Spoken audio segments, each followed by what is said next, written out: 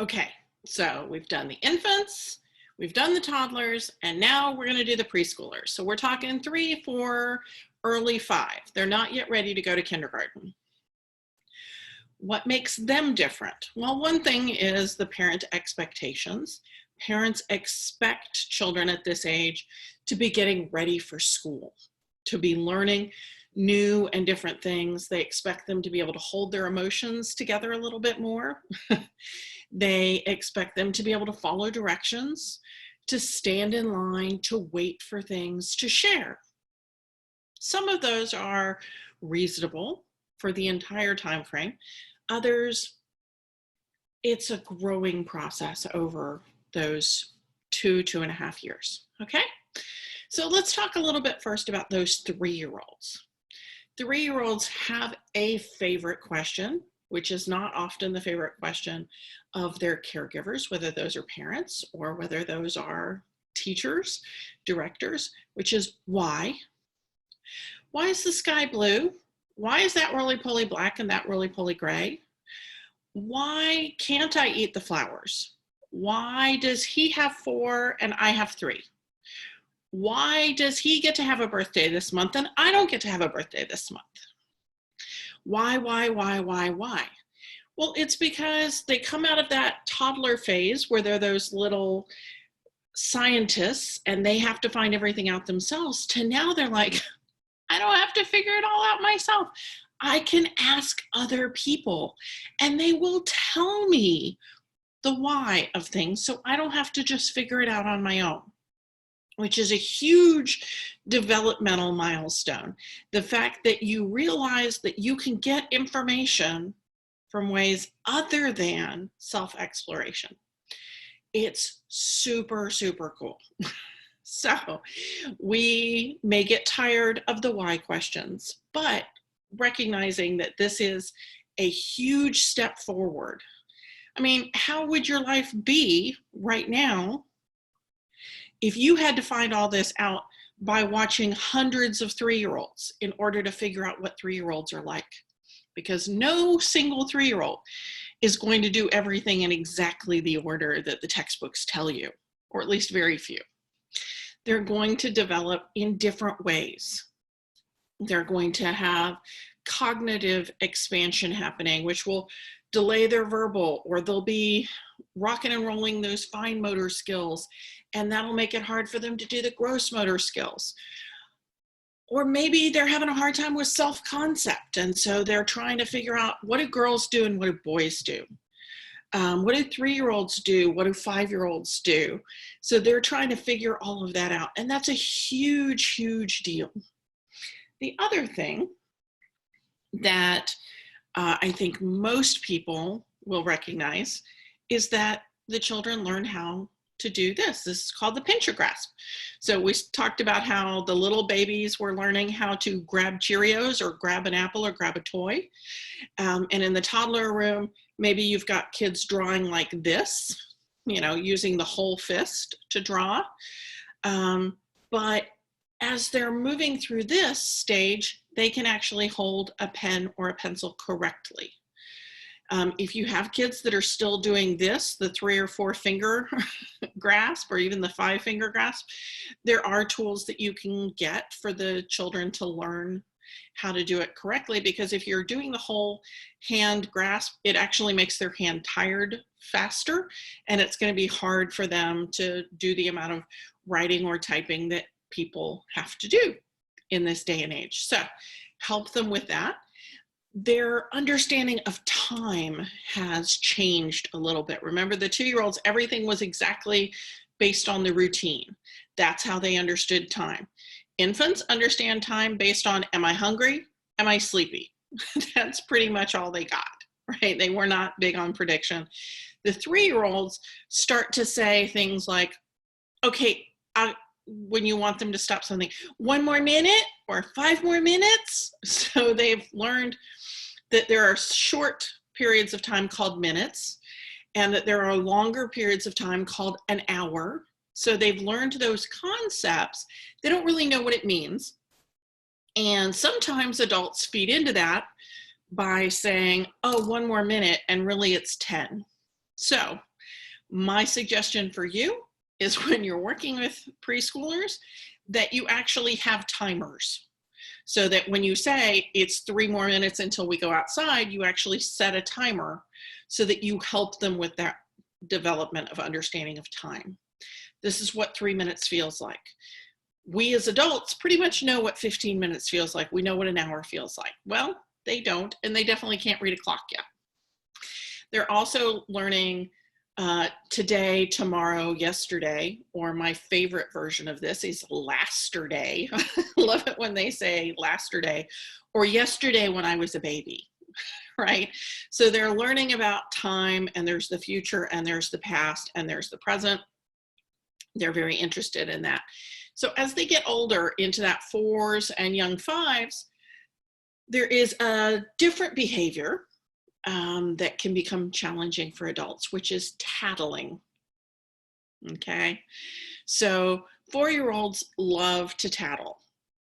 And again, this is one of those things that can seem a bit frustrating to us, but is a huge developmental deal. So why do they tattle? Well, they're trying to figure out if the world is fair. If I have to wash my hands before snack time and she doesn't, that's not fair.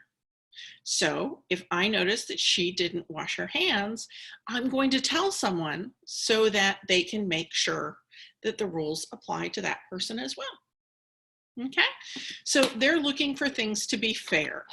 So tattling is a huge part of this. Another big part of it is gauging what they have against what someone else has. So if you're having goldfish crackers for snack, and it's those rainbow goldfish crackers that come in multiple colors, and their friend got more of the red crackers than they did, well, that's not fair.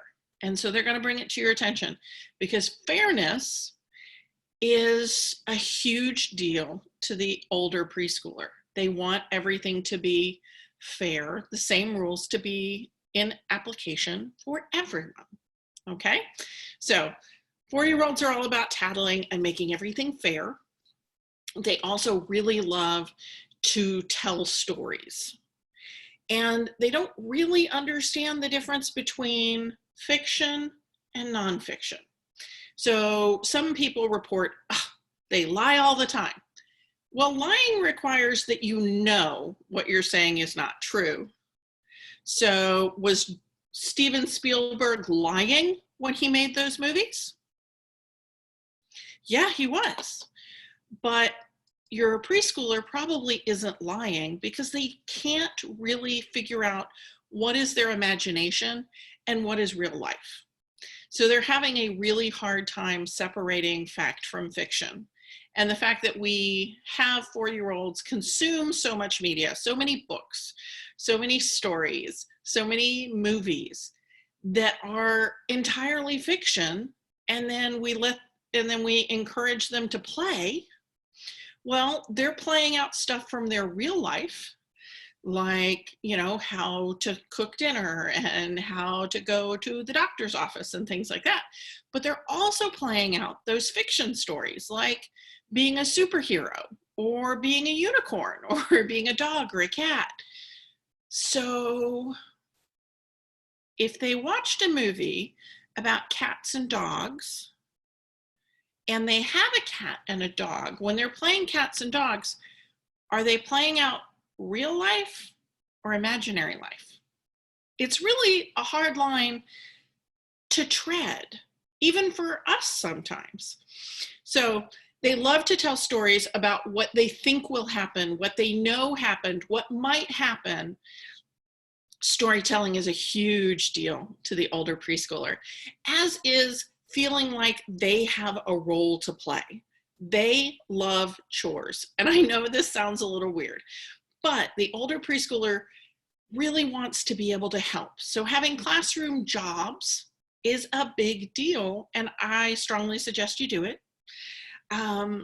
Those can be being the chair pusher inner, come up with a better name like that, like chair patrol or something, being the person who holds the door for everybody when you're leaving the classroom, being the person who leads the line or is at the end of the line, being the person who stands by the sink to make sure everybody washed their hands before lunch.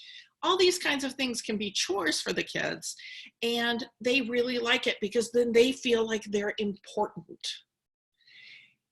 And they are.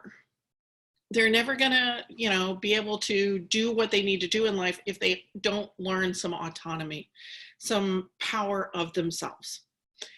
And another thing is that it's a little easier on adults when kids get into this older preschool range because the kids can follow 2 to 4 part instructions. So instead of go to the bathroom, you can say, go to the bathroom, and when you're done, flush the toilet and wash your hands. So with the younger preschooler, you tell them to go to the bathroom, and then you have young preschoolers who are just in the bathroom. And then they do whatever they want to in there because to them, you told them to go into a room, and they did that. So what do they do next? Right? The older preschoolers, you can give those multi-part instructions, and they also have more of a data bank of expected behaviors. So they have learned that go to the bathroom means go in, take your pants down, sit on the toilet, do what you need to do, pull your pants back up, flush the toilet, and go wash your hands, right? So they've learned more of those multi-step processes, and you don't have to continue to tell them what to do. So the preschoolers, they're using scissors, they're being able to turn pages well, they have developed real good friendships. Preschool is about making real good friendships and sorting your friends based on what do they like, what colors do they like, what media do they like, your favorite story is Winnie the Pooh, my favorite story is Winnie the Pooh, all of that. Whether they're boys and girls and they're learning about gender roles, they are very, very interesting critters. Okay, so that's a little bit about the basics of preschoolers. We're going to do a little bit of a bonus. We're going to talk a little bit about after schoolers in case your program has school-age children. Most of these kids are going to grow up into school-agers. So we're going to talk just a little bit about that. And then we'll wrap up the course and you can get your certificate. Okay, thanks a lot.